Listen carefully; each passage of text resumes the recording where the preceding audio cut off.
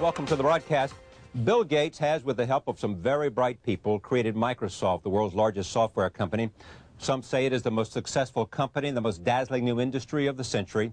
It is approaching $10 billion a year in sales, and Bill Gates' stock is worth more than $20 billion. That makes him the richest person in America, and because of Microsoft's influence, one of our most influential citizens. Many observers will tell you this company is poised to be the most important business enterprise in the world in the next century. Bill Gates has also written a book called The Road Ahead, and we'll talk about that. I'm pleased to have him on this broadcast for the hour. Welcome. Thank you. It's good to have you here. We have done a few people in your business, so you in a sense bring us full circle. Take me from 1995 at the end of the year, about a year ago, to right now, and what your life has been about, and what the company's life has been about, and what's changed, and how have you, in a sense, redirected Microsoft?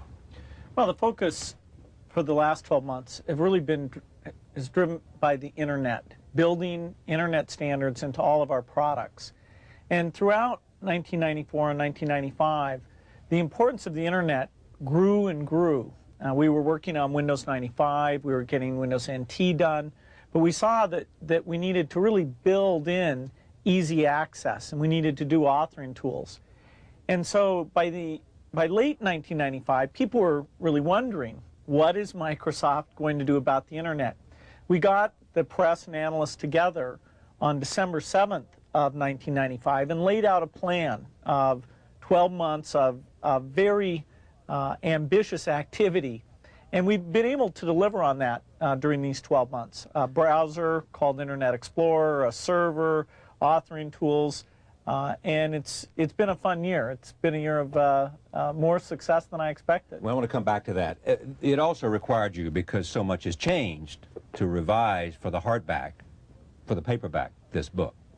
Right. I went in and rewrote about 5 of the 12 chapters because the path to the information highway, which is the term I use for sort of the ultimate vision there, it's quite different now than people would have said 2 years ago. The idea of interactive TV is clearly less important. That didn't pan out despite what the cable and phone companies had predicted.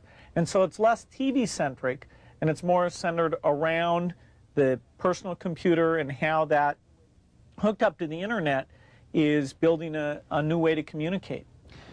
Does it benefit in the end, notwithstanding what control you have over operating systems for software and PCs, does it in the end benefit you because it opened up a whole new arena for you to apply the resources of Microsoft rather than simply dealing with the same kind of business you had in both applications and operating systems? Oh, absolutely.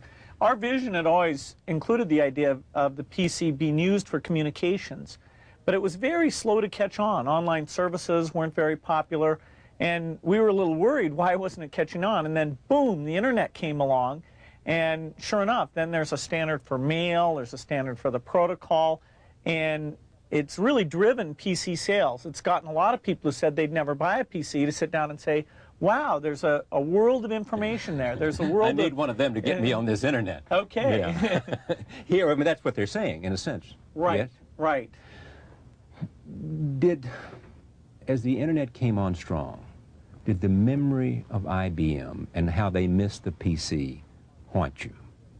Well, I think throughout our history, we wake up every day knowing that in the business of technology, you have to think about, what are you missing? What is the research or customer feedback that you should be paying more attention to? And how do you keep that pace of innovation very, very high? How do you make sure you're hiring the very best people? And that kind of focus has helped drive us forward through all the milestones the company has had.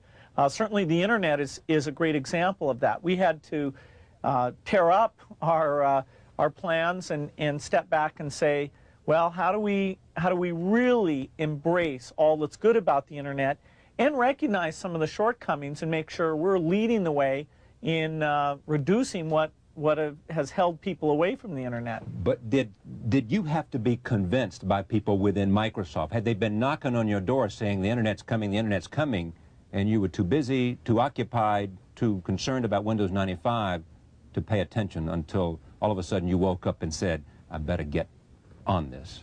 Well, it's not quite that black and white. I mean, even in 1994, I wrote a memo saying the internet will be very important.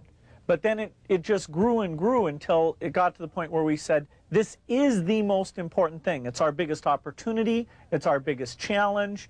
And so it meant that some of the interactive TV work we were doing, we redirected that. The work we were doing on Microsoft Network, we directed that. The team that had been building Windows 95 that had the TCP protocol stack and the browser in it, they moved over to focus 100% on internet software. In a matter of hours, probably. No, in a matter of a couple months. We got people revectored and then actually articulated that change in strategy very crisply in December 95. Was there anything, though, without making it that simple, in which you almost missed it? I mean, you can't look back and say, we're just lucky that we woke up.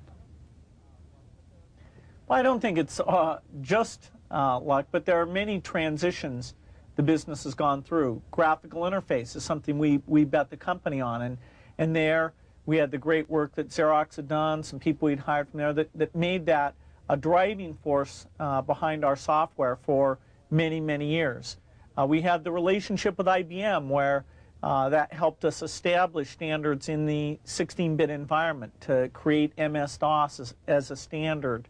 And certainly there's elements of luck that came into why were they willing to come to an outside company who'd done the software for all the personal computers at that time and depend on us instead of doing it themselves. Now that you have wrapped a browser within an operating system, where does that leave Netscape, your competitor in creating browsers? Well, they're in the same situation we're in, which is you can't just keep doing the same old thing you were doing before. You have to take your skills and attack the new frontiers. For example, graphical interface used to be outside the operating system, and so there were many people doing those systems. Windows came out ahead there, and now it comes with the operating system. Likewise, the browser is something that Netscape looked at turning the browser into an operating system, and we looked at taking our operating system and building the browser in an integrated fashion. And so that was a good example of the kind of competition that spurs this business on.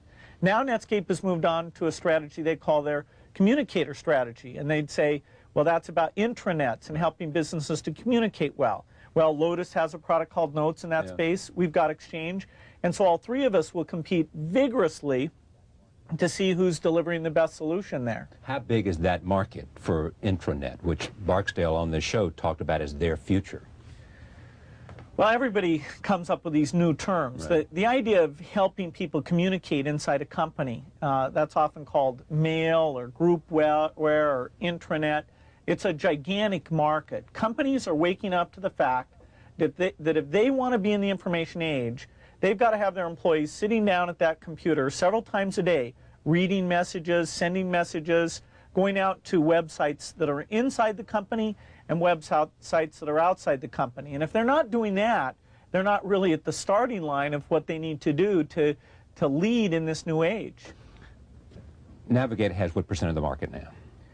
It would still have 80–85% share. And Explorer has what?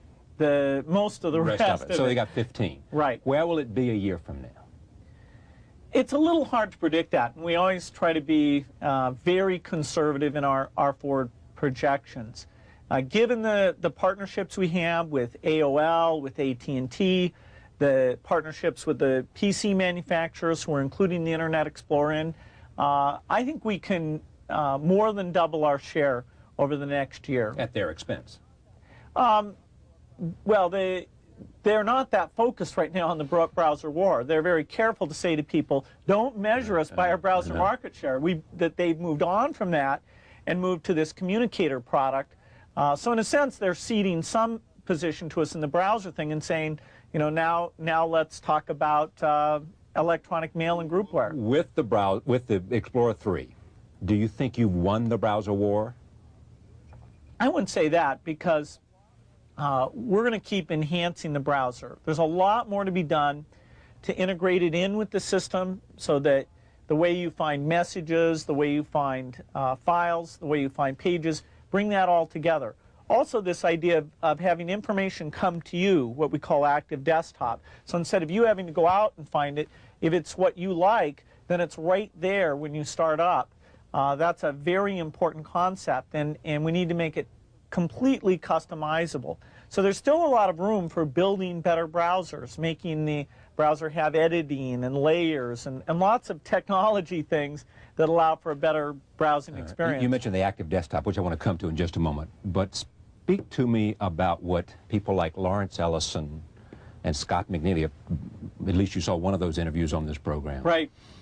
They think the network computer is the wave of the future, backed up by Java and backed up by these larger systems, that people want simplification, they want inexpensive, and the best way to deliver the internet is through the network computer. And they will drive away the notion of Windows 95 and that kind of operating system. Well, certainly Scott has been consistent in disliking PCs and predicting the demise of the PC when it was a rather minor phenomena. And now Scott's got a situation where the PC has gotten so powerful, it's a grave threat to his business. The very high prices he's charged for Unix-based servers are under attack because the kind of chips that Intel's making and the power of Windows NT with new applications now can do as much and more than those Unix systems. And so, you know, Scott once again is speaking out and saying the PC was a bad idea, nobody ever should have bought one. Immediately, please take the PCs away from people who are using them. It's not a good thing. Now, there is a valid point here, which is simplicity is important, and we can use the internet to make things far simpler. In fact, if there's a theme for this next year at Microsoft, it is simplicity. Using the internet to keep your software up to date so you don't have to fiddle with it and do these big installs. Using the internet so you can track whatever changes you made and have those backed up on the server automatically. Using the internet to provide better support than what we do today. And so in the same way that the internet was the theme for last year, simplicity with some great innovative ideas for delivering it is the theme for this year. But is the network computer the great innovative idea for delivering the simplicity, or is it the net PC or some other means? Because you seem not to want to let go, as you shouldn't, because of the market share you have of the idea of the PC and your operating system at its core. Well, the personal computer is going to just get more and more personal, more and more responsive, while the price of the machine comes down.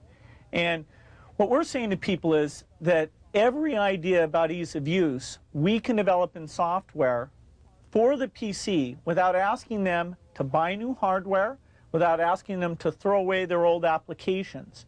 And so in the same way that people 2 or 3 years ago said, let's start over with an object-oriented operating system, something like Taligent that IBM, Apple, and HP were behind, well, we evolved object orientation into the Windows system. And so today, software is delivered in components, and you get those benefits, but you didn't have to give up the old hardware and the old applications. And when we look today and say, you know, how many network computers are selling? Well, they don't really exist. They are quite incompatible with each other. The operating system that Scott wants to give you, it's different on your desktop than on the server, and it's different than the one that Larry Ellison wants to give you on the desktop, which is different than the one he's got on the server. Whereas our strategy is Windows. And Windows with the separation between the hardware business and the software business. So as you want to pick your hardware, that's independent of whatever advances are taking place in the software. Do you think they have a product? I'm sure they'll ship a product, and I'm sure they'll get some customers there. But the momentum behind the PC, in terms of the training people have there, the applications that are out there, clearly means that what people would like to see is for us to deliver the benefits that they imagine for that network computer without asking anyone to start over. And that's what we're quite sure we'll do in the next year. When you look at the change over the year, one is the adjustment to the internet. You've always had two businesses. You've always had an operating system, and you've always created software or had applications as part of your two pillars of Microsoft. You now seem to be getting into the media business. Where is this company going? Well, Microsoft is not getting into the classic media business. We're not doing newspapers or movies, anything like that. We see two new businesses where we have great opportunity. One is server software, so Windows NT and a database called SQL Server and our mail product called Exchange. That's our fastest growing business. It's over $1 billion now, and the internet is really driving the demand for that server software. And that's your fastest growing business. That's right. And that's where Sun and Oracle see a big threat, because the power there, combined with those Intel chips, is moving beyond what they're able to do.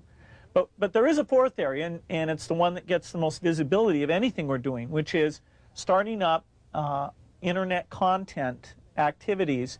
And we're being very entrepreneurial here. We're saying, let's go find partners, whether it's DreamWorks for the storytelling that they do, whether it's NBC for the news things that they do, or some things that we'll do on our own. Like Michael Kinsley called us up and said, would we be willing to try something new, to take the internet and deliver great editorial content, which is his expertise? And we said, let's try that. Or let me interrupt you then. That's Slate. Right, exactly. Pretty soon you're going to start charging for Slate. You got to pay to get it, right? Is it going to make it as a commercial enterprise? Well, what we'll do... Because Michael is worried about that. I mean, it's one of the things that concerns him, because he wants it to be viable. Absolutely. You know, that's the measure of success, right, is to make it viable. We're getting more successful in delivering it through electronic mail. We have some paper-based distribution through people like Starbucks. We're also looking at where some sections of the magazine would continue to be free, and so you'd be kind of drawn in because you can see those pieces, but only subscribers would get. That's right, and that's the way a lot of sites on the internet work today. Is there's a free portion, which has the heaviest traffic, but then a lot of the very neat stuff is kept for people who are subscribers. And you know, our goal here was not just to do neat editorial. That they've done that, that's great, but we also want to make a profitable business. So, well, when you look at the experience, say, of the Wall Street Journal, one example, where you have to pay to get it, does that offer any likelihood of success for Slate when you look at that? That's where people have to pay to get a known product. Looking at the internet today, it's easy to be pessimistic about will people who do content be able to make money. There are three sort of views of how this might work out. One is advertising, and that'll be valuable, but only sites that are visited by a lot of people a lot of times will be able to fund themselves that way. Maybe the news sites, sports sites, weather sites, and that's about it. Then you move on to subscriptions, where right now, because you can't do tiny payments, micropayments on the internet, you have to buy a whole year's worth of subscription. You can't just have an article that you pay a nickel to go see it. Now, technologists are working on these micropayment systems, and that'll make it easier to buy content on an a la carte basis. Finally, some content lends itself to transactions, things like the travel site called Expedia that Microsoft is doing. And that business model works out pretty well, because for a far less than the commission you normally would pay on a ticket, we can fund all the neat content we're doing in that area. And so you really have to believe the internet's going to be mainstream. A lot of people are going to get out there and use it, and that they're going to be willing to pay for some content. Is that the operating idea that you have? Well, each of these businesses is an entrepreneurial business. The overreaching theme is that, yes, I believe in the internet. I believe it'll get increasingly popular, and we're doing some neat new things to take advantage of that. You've got a lot of cash on hand, yes? Right. All right. It puts you in an enviable position. You can experiment with a lot of entrepreneurial ideas and see what sticks and what flies. Well, we're in business to make money. But the other thing is providing such a cash flow for you. Well, it all belongs to the shareholders. Yeah. We're not dilettantes. No, I know. We are business people. And it is true that if you find an idea that requires 3 or 4 years of improvement and patience and really sticking with it, that we're very good at that. Take Windows, which we bet our company on. Everybody doubted that would succeed. IBM did not support us in that.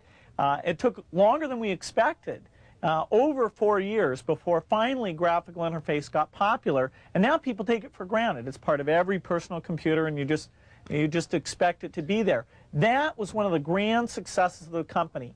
In the same way, we're betting on the internet, that our tools there will be popular, and that a few of these content plays that we've decided to get involved in, that the scale and the users will make those into great businesses. Speaking of that, Windows 95.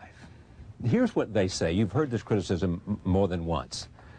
Microsoft gets out there with a product, and they let the consumer react to it, use it, and come up with modifications. So by the time you get the third modification by Microsoft, they've got the best product in the business. But they don't always come out with the best product, and Windows 95 was not nearly as good when it came out, with some bugs, as it is now. But the genius of Microsoft, it gets way out there and lets the consumer give them advice as to how to fix it. Well, Windows 95 actually has not been revised. It's a product that the reliability was extremely good because of the incredible beta testing that we've done.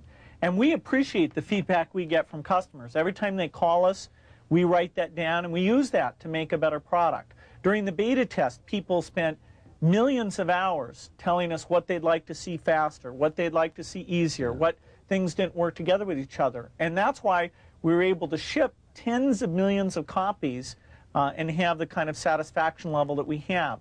Now, we're always getting smarter. The products are getting better and better. Some of our products, like our first word processor, were a little too technological. Great richness in the product, but we didn't let people get at that in the right way. And why was that? I mean, when you had Apple having such a simple system. Well, none of these systems are all that simple. But it was, I mean, there are many Apple users, as you know. I'm not telling you anything you haven't heard before. Many people are saying, at long last, Microsoft is where Apple was in terms of Windows 95, in terms of user-friendly. It took them 10 years to get there.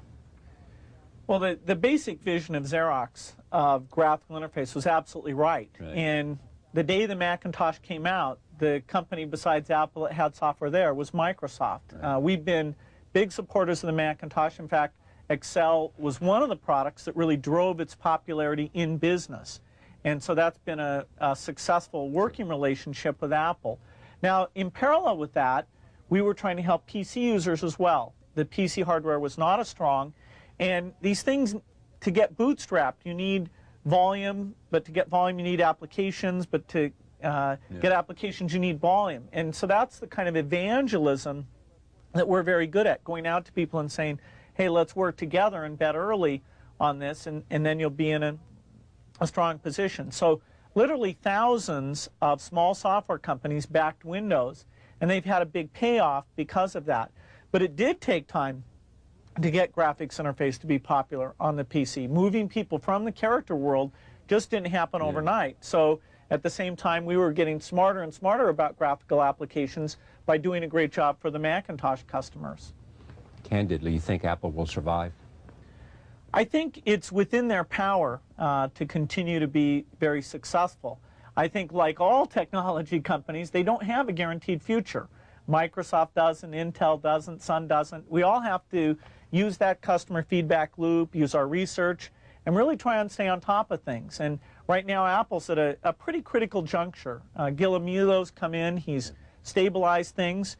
They're talking about having an operating system strategy that they'll talk about early next year. And I know we as a software developer are very anxious to hear about that, so we'll know what we can do to take advantage of Apple's new work. The active desktop. I see a vision, which I'd like to explore with you, where you can sit there at your desktop and you just, everything is at command, easy, much easier, and it may be 18 months off, or it may be a year off, where both internet access and access to things that we can't even imagine today with such ease are going to be there. Is that active desktop? Yes, active desktop says that what you care about is information like stock prices, or your urgent messages, or your next few appointments. Right now, when you walk up to a computer screen, what do you see? You see a bunch of folder names or device names. Well, in terms of using your visual space to really notify you about what might be happening, that's a very poor use of the screen. And we started to see a little bit of this with screensavers that had new information, or with point casts that brought down information. Here we're taking that further and saying it's not just tickers, and it's not just one source of information. It's your mail, calendar, your internal corporate news, and whatever your interests are, you can mix those together and have that come right onto your screen. And if you see something that grabs your attention, you click on that, and then you get more in-depth data. So it's the best of sort of mail, which comes to you, and the internet, which you go to it, but fusing those and making it customizable. When is it here? Well, we're right now experimenting with this. We've got early versions of what we call Internet Explorer 4.0 out in users' hands. And so they're telling us... And who are those users? That's what we want to know. Well, they're telling us, is our channel metaphor, is that easy to use, and is the way we're laying out the screen right? We'll be putting out Internet Explorer 4.0 during 1997, and we'll have a lot of people with websites that are customizing their websites to take full advantage of this. Why didn't interactive television work in terms of the traditional notion of the information superhighway? What was the miscalculation by the telcos who bet on it happening and then got out? What was the miscalculation even in terms of entertainment by some of the Japanese consumer companies who've lost a lot of money in the entertainment business?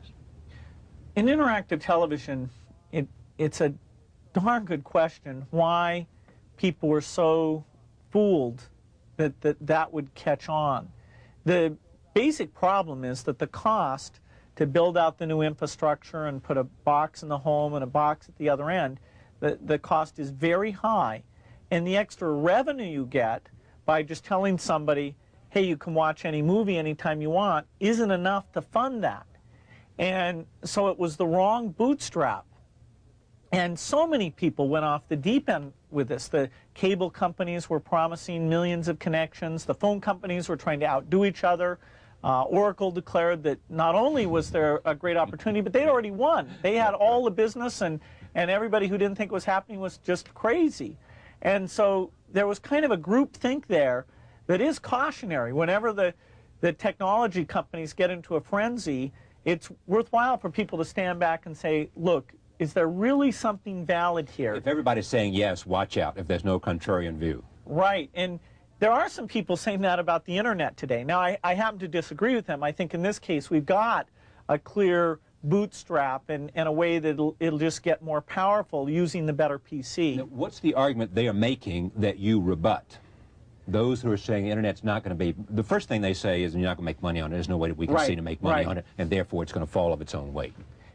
Some people talk about congestion because they think the economic model for how the big pipes are all funded is not good enough, and you know that's not clear. There are people like Bob Metcalf that point out that we shouldn't just take it for granted that there won't be traffic jams and problems there. They're already happening, traffic jams and problems, are they not? Very limited. I mean, if you want to connect overseas, you often get limited speed.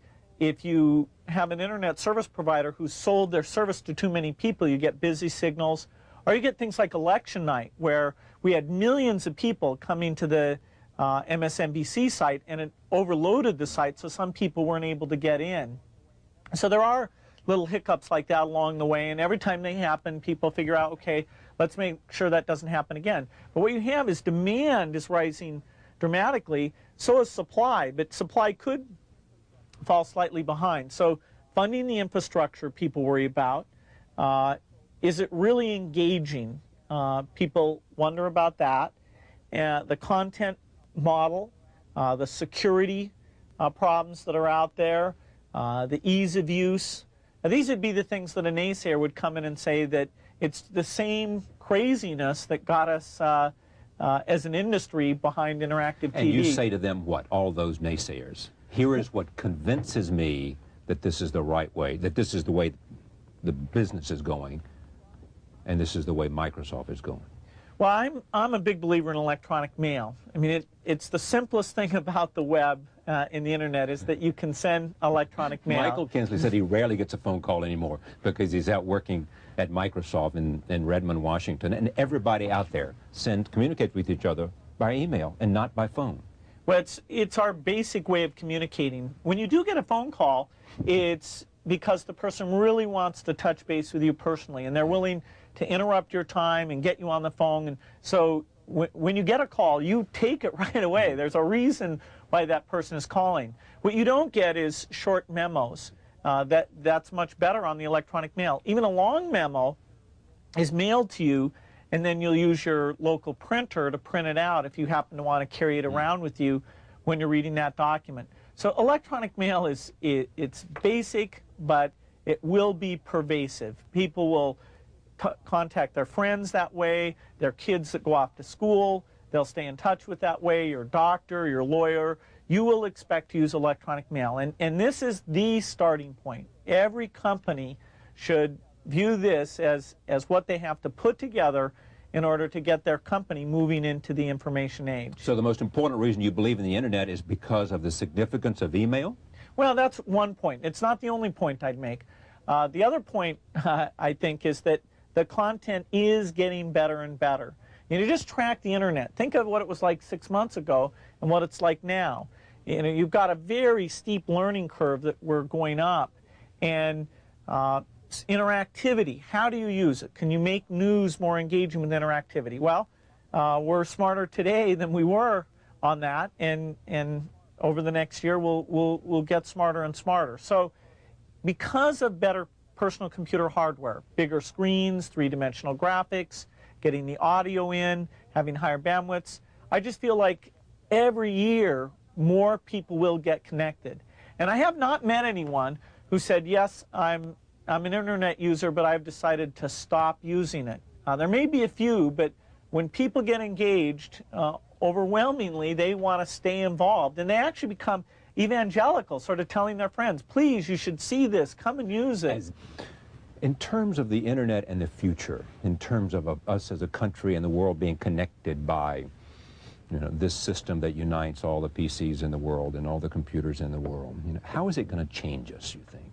You know, I mean, it's sort of some of the things you speak to here. Well, I think we're definitely going to make the world a smaller place. The ability to find expertise, even in a different country, the ability to find people who share a common interest with you, no matter where they live.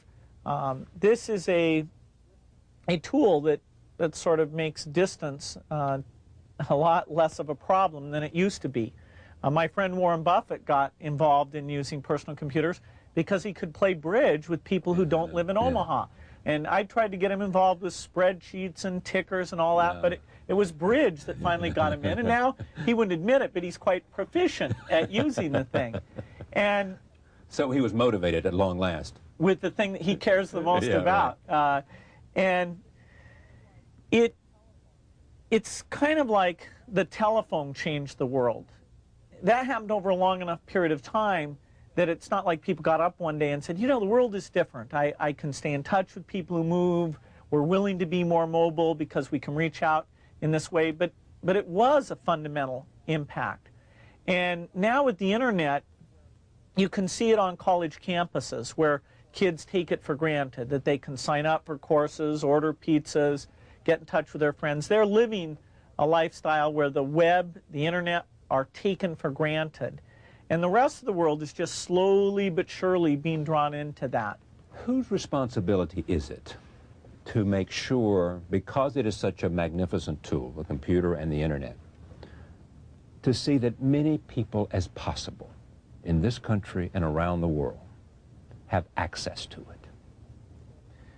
Well, I'm certainly a believer that it is important enough that we have to think of it almost like we thought of books, where over a long period of time, through political action and philanthropy, local libraries are now available enough that people really who want books, there's a way for them to get them, and that's, you know, the most fundamental skill there is.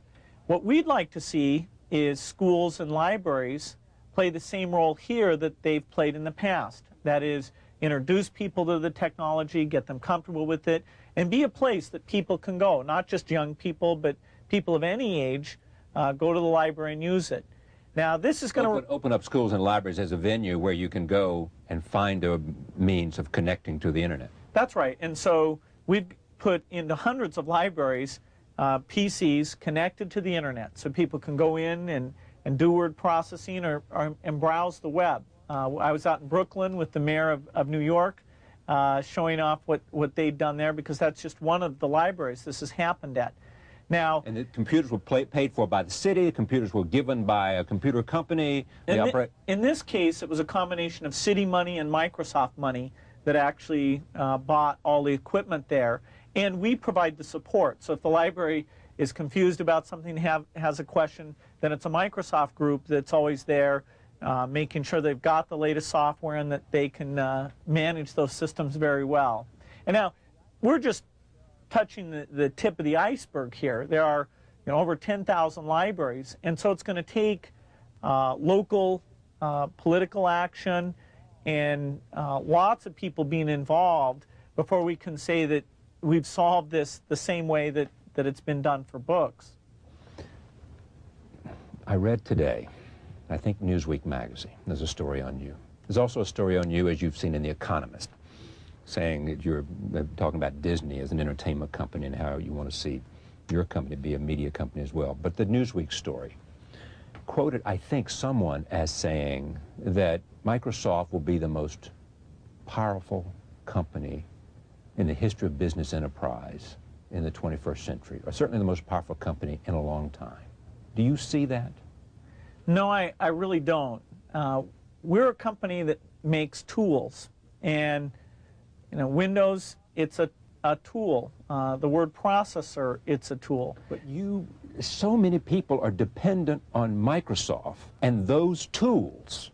No, they're not dependent on us. Once they have those things, they can use them and do whatever they choose. And if we don't make the next version exciting enough and easy enough to get to, then they'll just stick with what they have.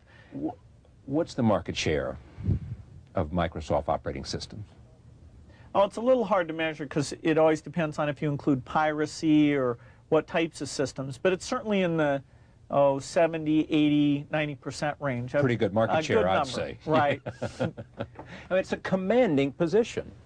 And when you look at where you want to go, you want to be in the home, not just in the PC, but you want to see a computer there or PC there. There's a lot of other things in terms of almost operating the home. Yes? We're just a software supplier, but we're hoping to I know you don't make the computer, but you want your software to run those. If people want to buy it to do those things, we're going to try and make it so easy to use that they find that a great decision. And a PC in the car, perhaps.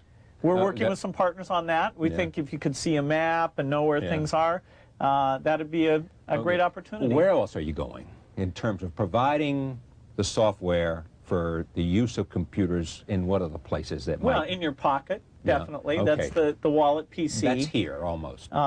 In the intelligent TV, where the set-top box or video game let you do software. I mean, we're glad to sell our software wherever it makes sense.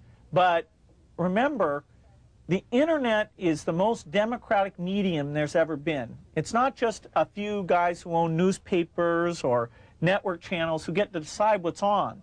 Anyone can publish. You just buy simple software and you're out there. And so no one will have any kind of dominant position. Not even the real media companies, the Time Warners, the Disneys. They will share this space with thousands of entrepreneurs, or just teachers, or anyone who wants to come in and say what they want to say. So we're going to have a lot less concentration and a lot less media power thanks to the internet and the basic structure that it has. But at the same time, it offers all kinds of other opportunities. It offers an opportunity for anybody to get in and do great you're content. So much better positioned than everybody else, and you know it. Your company probably today is better positioned to do what it wants to do and realize its dreams than it's ever been at any time in its history. Better positioned. Well, the high technology business is not one where you get to take your future for granted. Yeah. And there are wonderful companies in this world, companies like Disney or Coca-Cola, who you can say 10 years from now, 20 years from now, they will be on top of their business. I mean, you might not guess their sales exactly, but those are unassailable positions. Whereas Microsoft, if we don't do the right thing in this next year in terms of simplicity, ease of use, someone else will come along and do that. In the next year, it'll probably be speech recognition or visual recognition. So we've got to keep all those smart people and really use that customer feedback. And so thinking of us as somebody with a guaranteed future, that underestimates what this business is all about. And the rules that have allowed us to be successful are that we don't take anything for granted. We don't assume that we're in a strong position. We just keep trying to improve what it is we're doing. I don't think they assume it's a guarantee. They just assume you have so much more power than everyone else that they're fearful of you. Well, if you're a competitor of ours and you've seen how we've been able to use customer feedback and ship great software, then I understand. It's okay to be concerned about competing. We have some great competitors, and I'm sure they'll do okay, but Microsoft has really defined the standard of what it means to be an excellent software company. And what it means to adapt. Yeah, what it means to be willing to step back and say, wow, what we thought, the way we thought the world was going to go, we were wrong, and so let's take our skills and push them in this new direction. And the biggest mistake you made in that thought that you had to change was the idea of interactive television and all of that, and shifting to the internet because you realized that it was going to be the vehicle for the future. Right, that it had achieved critical mass, that it was not just a phenomena inside the university, that it was moving out into the commercial space, and that the bandwidth was going to come along, and that these standards would be improved. A lot of times, committee-driven standards don't get improved very well, but in the case of the internet, these committees really work, and they've taken and improved all the things that were needed. What worries you the most about Microsoft's future? Well, I think the scariest thing is that the company would become successful enough that it would get complacent, and we'd stop worrying about what we're missing, and stop really hiring the very best people or listening to customers as well as we need to. And then missing a turn in the road would become very, very easy. People hold us up to an incredibly high standard now. You know, whenever analysts ask me, well, aren't you going to earn a lot more profits? I'm saying, no, lower your estimates, please. Yeah, but you just exceeded your estimates for the last time out. And we still want them to lower their estimates. No, seriously, I mean, the business is more competitive than they're giving it credit for. And it is a challenge, you know, take our office business, to keep growing that and keep doing new things. So, you know, I don't see any room for complacency here. I do see immense opportunity. So the only thing that worries you is complacency? I think that's our greatest enemy. I think we're doing enough research, working enough with the universities, enough in touch, that there isn't a specific technology that is a particular threat. Simplicity is this year's theme, but I'm seeing a great response to that theme, just like I did to the internet theme. You have heard some of this, but I want you to take a look at this and respond to it. This is some of your competitors who've been on this show. Roll tape. What do you think Gates' genius is? Okay. Bill Gates, I think, is one of the most remarkable people, business people, I've ever met. Some people say, well, you know, Bill's absolutely the most brilliant guy I ever met. Those are the people, I mean, but there are a lot of brilliant, really brilliant scientists in our business. And there are a lot of, Bill, forgive me, there are a lot of people in the world smarter than Bill Gates. There are very few people in the world that have his focus and endurance. Someone once said that Bill wants people to think that he's Edison and he's really Rockefeller. If he were Edison, he'd be less dangerous. He is utterly relentless. He is indefatigable, and he's absolutely focused, and he wants it all. And Barry Diller said, he's young and he's mean and he's not tired. And that's a high compliment coming from Barry Diller. And it's true. And he's tough and he wants it all, and I have incredible respect for him. That IBM missed the PC. There was a time in which some people thought Bill Gates would miss the internet. He scrambled and came back. And we scrambled in this case too. Yeah. You two companies, you, Intel and Microsoft, are linked. We are what business school books call complementers. Our product needs their product needs our product for a computer to work. You provide the brains and they provide the instructions. That's correct. That's right. It's a very good analogy, actually. It wasn't so long ago that people would speculate on this question. Will the Navigator take all of the juice out of Windows, you know, as an operating system? Will the Navigator allow companies to do what Windows has done for their PC in the past? Is that an ambition of Netscape? Our ambition, well, first of all, our ambition is not to drive Microsoft out of business, right? Our ambition is to build a big company. Well, then let me turn the question around. Do you think Microsoft's ambition is to drive you out of business? Microsoft's ambition is to drive everyone out of business. We just, those of us in the computer industry just assume that, right? Yeah, that's it. They all think about you and what is Bill Gates doing. And they worry that you are way out front and in a commanding position. Now, the numbers suggest that in terms of revenue. They have a right to be fearful. They have a right to say he's tough, he's relentless, and he's lying awake tonight thinking. Well, what Microsoft does is we ship software products, and we keep trying to improve them. And so in that sense, yes, we are relentless. We're always hiring smart people. When you ship a great software product, there's nothing tough about it. There's nothing mean about it. People take it, put it in their computer, and they decide if they like it. And it's word of mouth that drives that. Intel, who you heard from, we have a very complementary relationship with. They keep making these computers faster, more capable of doing video and audio, and then we come along and take advantage of that. Right. And things that we want to do, like speech recognition, are going to require Intel to make even more powerful chips. And so we really need them to make those huge investments they make. They're not tied to us, we're not tied to them, but because they're the leader in their field and we're the leader in ours, we've been able to work together and grow the industry. In the case of Netscape, hey, Netscape's a fine company. We're not trying to drive Netscape out of business, and I predict a good future for them. I mean, think of it. Of all the software companies you chose to have on the show, there are dozens and dozens bigger than Netscape, but you picked them because they're an up-and-comer. They've recognized the internet. They're doing some neat things there. We both, believe me, they watch us, but we watch them, and you know, we think we've gotten ahead of them on some things. They've changed their strategy, and that's one that'll be fun to watch. But Netscape's going to be around making a contribution. Do you worry about antitrust? Well, as long as the business is changing with new chips and new customer expectation, there's only one clear winner in this business, and that's the customer. And if you take a Microsoft product like the Office product, the prices today are a third of what they were 5 years ago, and yet the product is dramatically better. And the things it does automatically for you, the ease of installation, the capabilities that are there.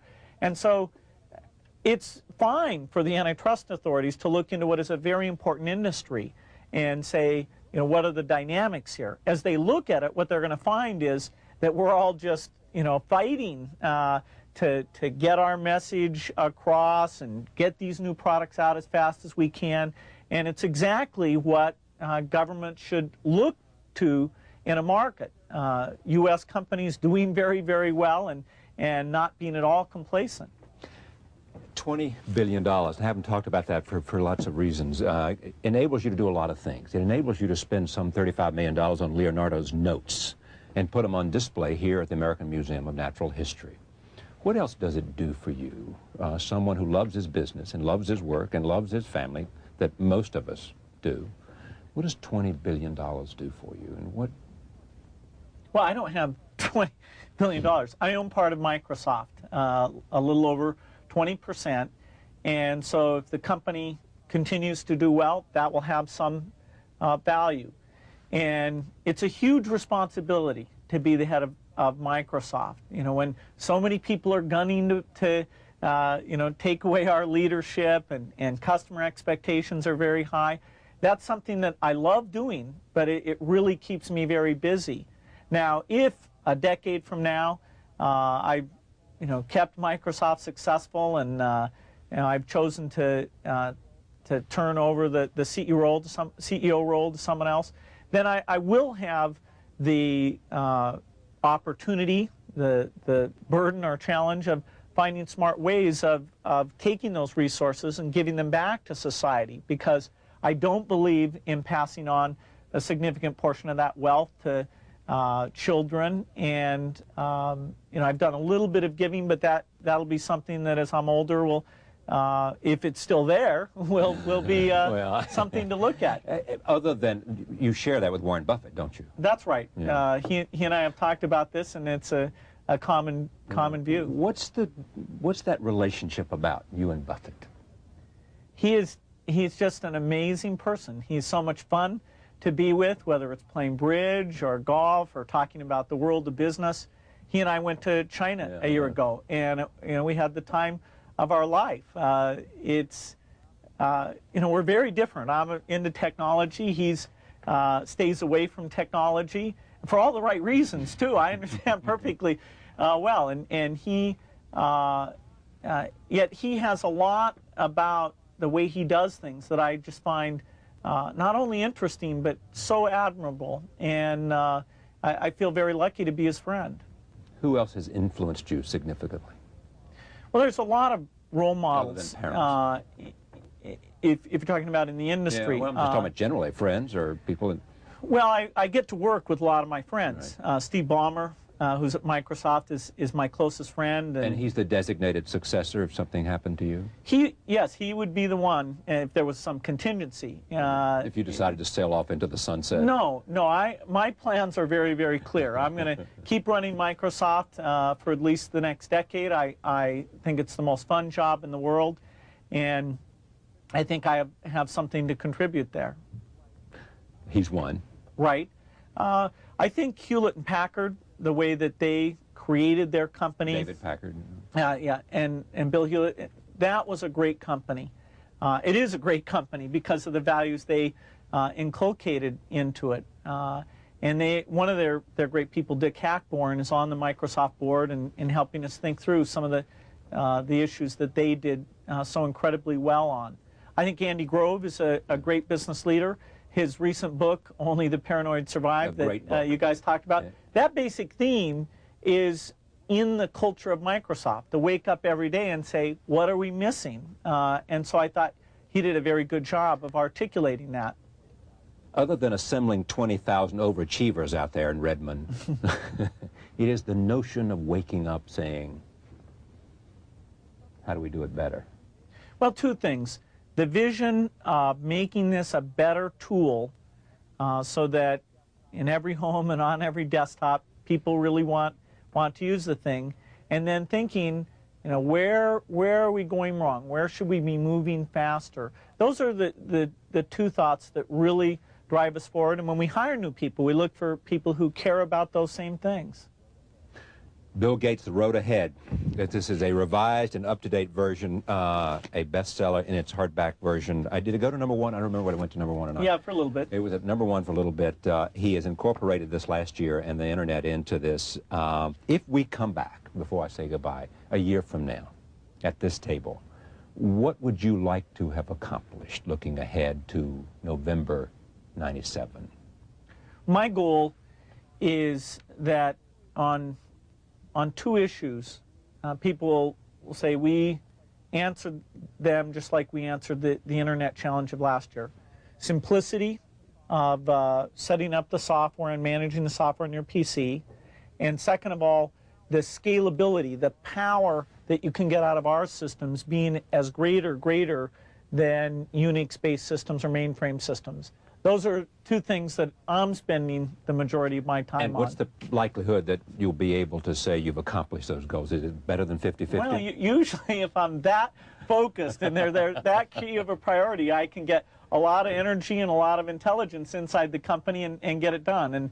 And yet, you know, there's enough of a risk there that it really keeps me working hard. I think there's some invention that we have to do, and getting those products out to market it's going to require hard work. Bill Gates, the road ahead, as I said.